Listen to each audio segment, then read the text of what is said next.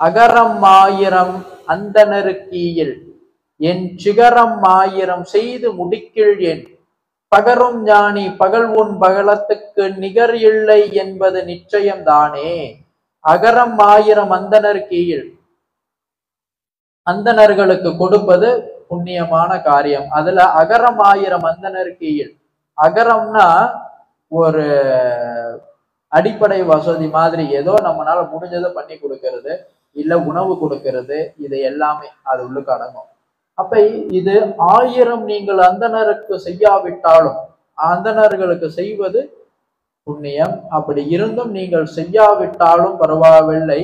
சிகரம் 1000 செய்து முடிக்கில், சிகரம் என்றால் கோவில், கோவில்களை 1000 கட்டாவிட்டாலும் பரவாயில்லை. கோவில் கட்டுவதும் புண்ணியம், மாபெரும் புண்ணியம். அதுவும் உங்களால 1000 செய்ய முடியாவிட்டாலும் பரவாயில்லை.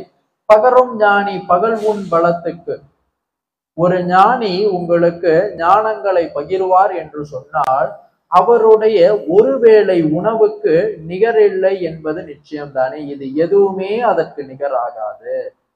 ஏன் அப்படி என்று கேட்டால், இந்த ஞானமாகப்பட்டது உள்ளே இருக்கக்கூடிய கோவிலையும் அதற்குள்ளே இருக்கக்கூடிய இறைவனையும் உங்களுக்கு விளக்குவதற்கு இந்த மண்ணுலகில் யார் அதை செய்தாலும் அந்த பகரும் ஞானிகளுக்கு நாம் கொடுக்கக்கூடிய ஒருவேளை உணவை இதை எல்லாத்தையும் கடந்து போய் நிற்கும்.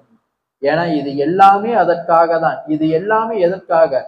அந்தணர்கள்னா கோவில்ல குருக்களாக வேலை செய்யக்கூடியவங்க, அவங்க செய்யக்கூடிய கோயிலுக்கு அர்ச்சனை பண்றது, இதெல்லாம் எதுக்காக? இந்த கோவில் கட்டுறது எதற்காக? இல்ல அவங்க அங்க வேலை பார்க்கறது எதற்காக? இது எல்லாம்னு கேட்டா எல்லாமே இங்க முழுக்க முழுக்க நாம் இறைவனை அடைய வேண்டும் என்பதற்காகவே செய்யப்பட்ட ஒரு மிகப்பெரிய கட்டமைப்பு.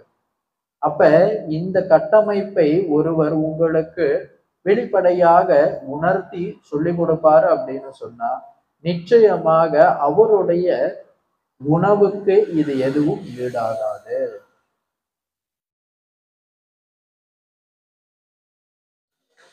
எப்போது நாம்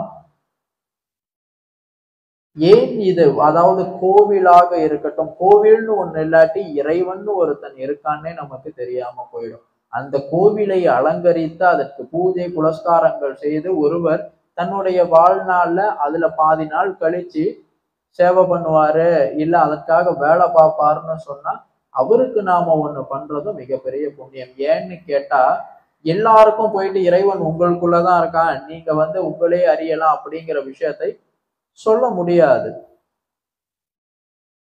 6 வயது குழந்தை முதல் 60 வயது பெரியவர் வரை இருக்கக்கூடிய ஒரு கட்டமைப்புல நாம வாழ்றோம். அப்ப குழந்தை பருவத்துல இருக்கக்கூடிய ஒருவருக்கு போயிட்டு அப்ப இறைவன் உனக்குள்ளே இருக்கின்றான், நீ அவனை அறிவாய் அப்படின்னா புரியாது. அவனுக்கு முதல்ல ஒரு அலங்கரிப்பை காட்டி ஒரு இடத்துல இப்படிதான்ப்பா இறைவன் இருப்பாரு அப்படின்னு அவனுக்கு முதல்ல சுட்டி காட்டணும். அதுக்கப்புறம் ஆத்ம பரிணாம வளர்ச்சியில கொஞ்சம் கொஞ்சமா வளர்ந்து வரும் பொழுது அவனே அந்த தத்துவ ஆர்த்தங்களை எல்லாம் புரிந்து கொள்ளும் பொழுது ஒரு நாள் அவன் முற்படுவான், இறைவன் எனக்குள்ளும் இருக்கின்றான், நான் அவனை அடைய வேண்டும். அப்ப மட்டும்தான் இது அவனுக்கு தேவைப்படும், அது வரைக்கும் இது அவனுக்கு தேவைப்படாது.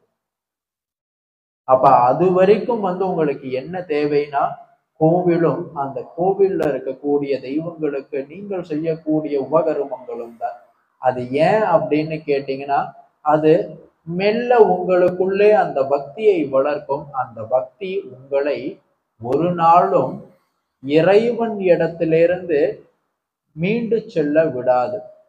இன்னைக்கு இல்லைனாலும் பரவாயில்ல, என்னைக்காவது ஒரு நாள் நானும் இறைவனை அடைய வேண்டும்ங்கிற எண்ணத்தை அது விதைத்து கொண்டே இருக்கும்.